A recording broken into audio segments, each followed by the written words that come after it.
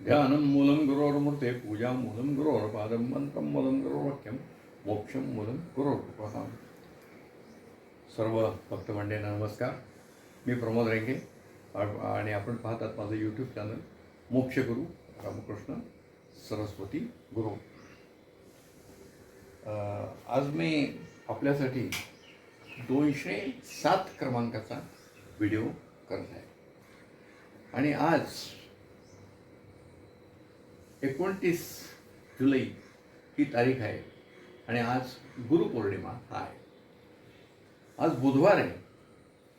मी माझे व्हिडिओ सोमवार आणि गुरुवारी पोस्ट करत असतो, परंतु आज गुरुपौर्णिमा असल्यामुळे आजच्या दिवशी माझ्याकडनं गुरुसेवा घडावी असं मला वाटलं, म्हणून जो गुरुवारचा व्हिडिओ आहे तो मी आज गुरुपौर्णिमेच्या दिवशी करतोय. आणि या गुरुपौर्णिमेचं एक वैशिष्ट्य असं आहे की गत 2 वर्षापूर्वी म्हणजे गुरुपौर्णिमा जी 23ला झाली आपली, त्या दिवशी मी हे व्हिडिओ चॅनल सुरू केलं आणि आज त्याला 2 वर्षही पूर्ण होत आहे. तर त्या 2 वर्ष पूर्ण होत असताना मी आज आपल्याला गुरुस्वरूप ओळखावे कसे त्याचा एक गुरुस्वरूपाचा एक अनुभव आपल्याला सांगणार आहे. आणि हाही अनुभव परत मी गत 2 व्हिडिओमध्ये बारामतीचे एक भक्त श्री सुधीर जोगळेकर यांचे जे अनुभव सांगितले त्याच्यामधला तो अनुभव आहे. आणि त्यांनी गुरु गौरविका पुष्प 4मध्ये गुरोधिकम तत्वम न गुरोधिकम तपम हा जो लेख लिहिलेला आहे ते लेखामधला हा एक अनुभव आहे. आणि अत्यंत हा अनुभव हा भावस्पर्शी आहे आणि त्यामुळे मी हा आपल्याला सांगण्याचा निर्णय घेतला. गुरुपौर्णिमेच्या दिवशी गुरुस्वरूपचा अनुभव निवेदन करावा असं मला वाटलं. आणि साधारणपणे आपल्याला माहिती आहे की हे जोगळेकर कुटुंब हे 96-97च्या आसपास गुरुचरणाशी आले आणि त्याच्यानंतर गुरुदेवांची जी तब्येत आहे ती सातत्याने खालावत होती आणि या जोगळेकर यांना एक अचानक सेवा पण मिळालेली होती आणि महाबळेश्वर येथे गुरुदेवांचा मला वाटतं 99 जून 99 मे 99 या काळात मुक्काम होता.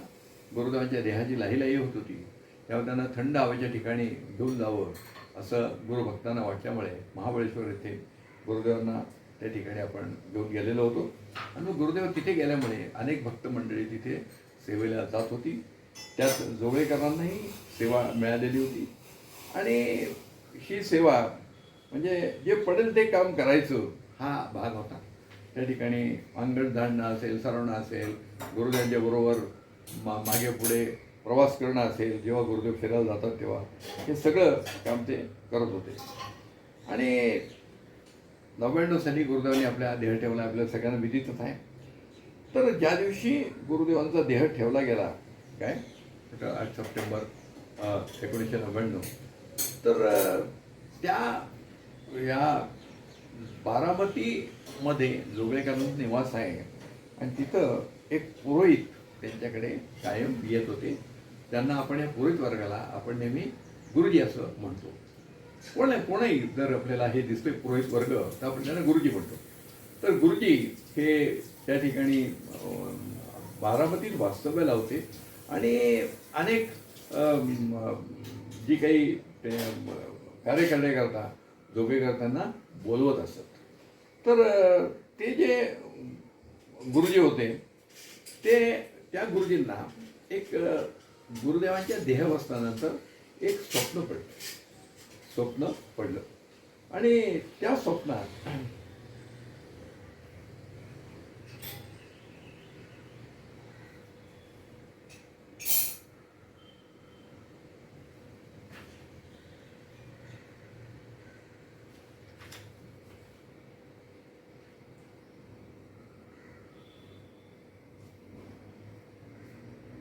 त्या स्वप्नामध्ये त्यांना काय दिसलं, तर त्यांना असं दिसलं की एक त्यांना स्वप्न पडलं आणि त्या स्वप्नामध्ये एक यज्ञकुंड दिसलं. त्यांना एक यज्ञकुंड दिसलं म्हटलं गुरुदेवांच्या महाराजांनंतर 4-5 दिवसांनी त्यांना स्वप्न पडलं आणि त्यांना स्वप्नामध्ये काय दिसलं की एक यज्ञकुंड दिसलं आणि त्या यज्ञकुंडातनं अनेक सत्पुरुष बाहेर येत आहेत आणि जात आहेत, बाहेर येत आहेत आणि जात आहेत.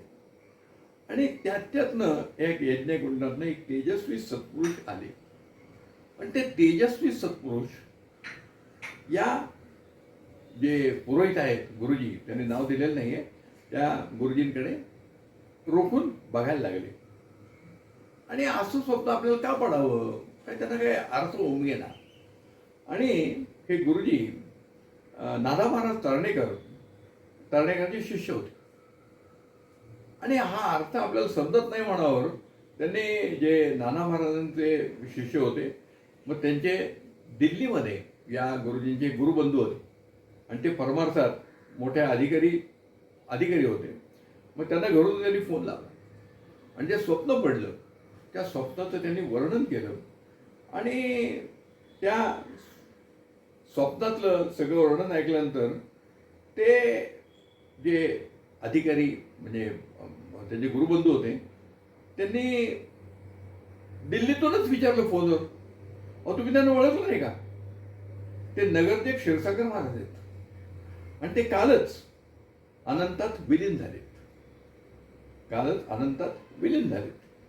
आणि तुम्ही जे स्वप्न वर्णन करतायत त्यानुसार तुम्ही पौरोहित्य करताना तुमच्या हातून ज्या काही चुका झाल्या त्यातून क्षीरसागर महाराजांनीच तुम्हाला तारलाय. पण हे त्यांनी का करावं, तुम्ही त्यांची काही सेवा केली आहे का. त्याच्यावर गुरुजी म्हणले, होय मी क्षीरसागर महाराजांच्या साठी शांतीला उपस्थित होतो आणि बारामतीहून काही मंडळी सत्संग मंडळाची स्थापना विचारणा करायला गेलते तेव्हा मी त्यांच्यामध्ये होतो. म्हणजे साठी शांतीला हे उपस्थित होते, त्यांनी काही तिथे धार्मिक विधी केलेले नव्हते, उपस्थित होते. बारामतीत सत्संग मंडळ स्थापना करायची विचारणा करण्याकरता ते गेले होते. म्हणजे त्या अनुषंगाने आपल्या गुरुदेवांची दृष्टिक्षेप त्यांच्यावर झालेला होता आणि याचं परिमार्जन या गुरुजनांनी, आता हे पौरोहित्य करणारी जी मंडळी असतात त्यांनी शास्त्रशुद्ध पद्धतीने पौरोहित्य करावं अशी धर्मशास्त्राची अपेक्षा आहे. पण बऱ्याच वेळा ही गुरुजी मंडळी हे शेवटी ते मनुष्यच आहेत आपल्यासारखे, त्यामुळे त्यांच्याकडनं या कामात अनेक वेळा चुका होत असतात. गुरुदांनी अनेक वेळा सांगितलं की पुरोहित मंडळींना जे दान मिळतं त्यांनी तिथलं आवश्यक ठेवून त्यांच्या आवश्यकतेवर ठेवायचे, बाकीचं वाटून टाकायचं, संग्रह करायचा नाही. संग्रहवृत्ती नसावी ही आपल्या धर्मातली शिकवण आहे. तर त्यामुळे काही ना काहीतरी चुका घडतात, त्या चुकांचं परिमार्जन या दृष्टिक्षेपातनं म्हणजे देह विसर्जन केल्यानंतर देखील करणे, असं त्यांनी तो अर्थ त्या स्वप्नाचा सांगितला. जे भक्त अशा दिव्य पुरुषांची सेवा करा, म्हणजे त्या दिल्लीतल्या गुरुबंधूंनी काय सांगितलं, जे भक्त किंवा जी व्यक्ती अशा दिव्य पुरुषांची सेवा करायला उत्सुक असतात, तत्पर असतात, त्यांच्यावर अशा सत्पुरुषांची विशेष कृपा असते.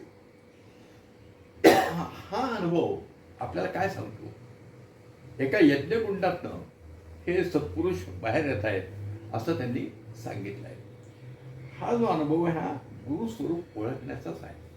मला या ठिकाणी आपल्याला मागे मी सांगितलं असेल असं मला निश्चित आठवत आहे, परंतु या ठिकाणी या सद्गुरूंनी नुसतं या गुरुजींनी गुरुदेवांचं नुसतं साठी शांतीला दर्शन घेतलं होतं तर त्यांच्यावर एवढी कृपा झालेली आहे. ते सत्संग मंडळ स्थापन करायला तत्पर होते, हे ऐकल्यावर त्यांच्यावर एवढी कृपा झालेली आहे. म्हणजे आपले सद्गुरू किती दयाळू आहेत हे लक्षात घ्यावा. परंतु या ठिकाणी आपण हे जाणून घेतलं पाहिजे आणि हे जाणून घेण्याकरता मी आपल्याला असं सांगेन की श्रीपाद श्रीवल्लभ यांचा चरित्रामृत नावाचं एक चरित्र प्रसिद्ध झालेलं आहे आणि त्या चरित्रामध्ये मला वाटतं 7व्या अध्यायात श्रीपाद श्रीवल्लभांनी असं सांगितलंय की समस्त संसारातून बंधमुक्त झालेले अवधूत माझ्यात लीन होऊन ब्रह्मानंद सुखाचा अनुभव घेतात. त्यांच्यात व्यक्तित्व नाही, व्यक्तित्व नसल्याने ते संकल्प रहित असतात. त्यांच्या आता ते एकदा सद्गुरू म्हणजे श्रीपाद श्रीवल्लभाच्या म्हणजे ईश्वरात विलीन झाल्यावर त्यांच्या मनात कुठली इच्छा राहत नाहीत. पण या सृष्टीच्या महासंकल्पात श्रीपाद श्रीवल्लभांना मी महाशक्ती आहे आणि असे जीव म्हणणाऱ्या मायाशक्तीत पण मी आहे. माझ्यात लीन झालेले अवधूत, माझ्यात लीन झालेले सत्पुरुष यांना जर मी सांगितलं तू परत जन्म घे, तर त्यांना धर्म काढण्याकरता तो जन्म घ्यावा लागतो. आणि ते त्यांचं संकल्पयुक्त सत्य ज्ञानानंद स्वरूप हे माझंच आहे. संकल्पयुक्त ज्ञानानंद स्वरूप माझं आहे आणि संकल्परहित सत्य ज्ञानानंद स्वरूप त्यांचं आहे. म्हणजे ते संकल्परहित आहेत, त्यांच्या मनात कुठल्या इच्छा नाही आहेत. मग इच्छा काय? फक्त लोककल्याण करणं. आणि म्हणून अशा सत्पुरुषांना वरदपिंड म्हणतात. मी जेव्हा आपल्याला सांगतोय तेव्हा हे श्रीपाद श्रीवल्लभांचं चरित्रामृत हे देखील एक धर्मशास्त्रातलंच पुस्तक आहे. त्या बारामतीतल्या पौरोहित्य करणाऱ्या गुरुजींना जे स्वप्न दर्शन झालं आणि त्या स्वप्नाचा अर्थ नाना महाराज तारणेकर यांच्या एका अधिकार संपन्न शिष्यांनी जो सांगितला आणि श्रीपाद श्रीवल्लभांचा याच्यातला जो उल्लेख आहे त्यात सगळीकडे साम्य आहे. याच्यातनं आपल्याला लक्षात येतं की आपले सद्गुरू परमपूजनीय रामकृष्ण सरस्वती महाराज हे केवळ आणि केवळ लोककल्याणाकरता या पृथ्वी तलावर अवतीर्ण झाले होते आणि त्यांनी भक्त कल्याण लोककल्याणाचं काम हाती घेतलं होतं.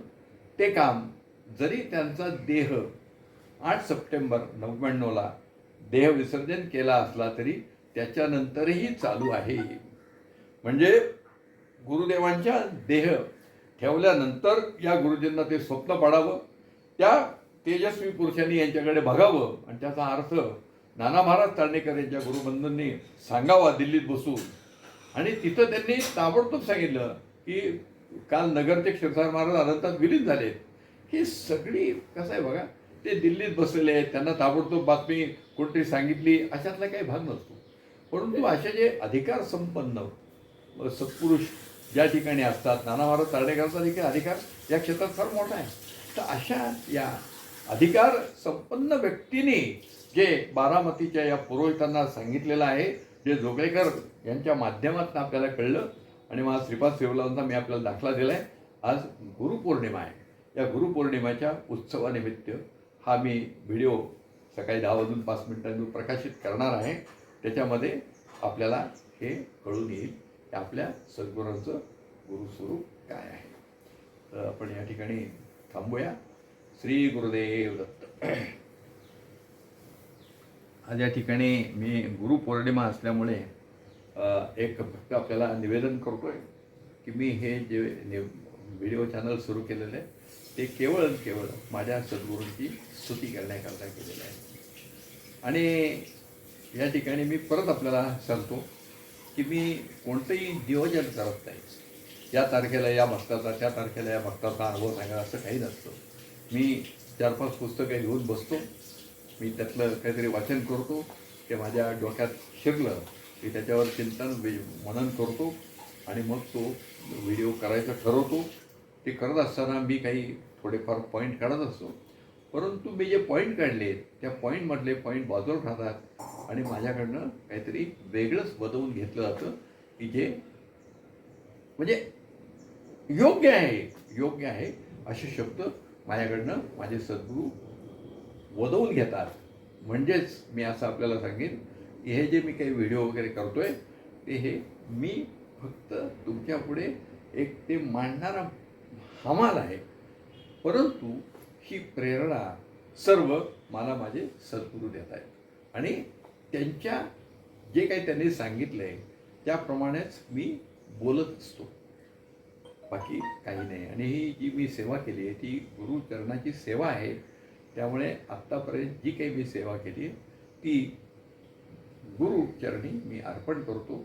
यातलं आपल्याला गुरुदेवांनी सांगितले कर्म करावं आणि ते ईश्वरार्पण करावं.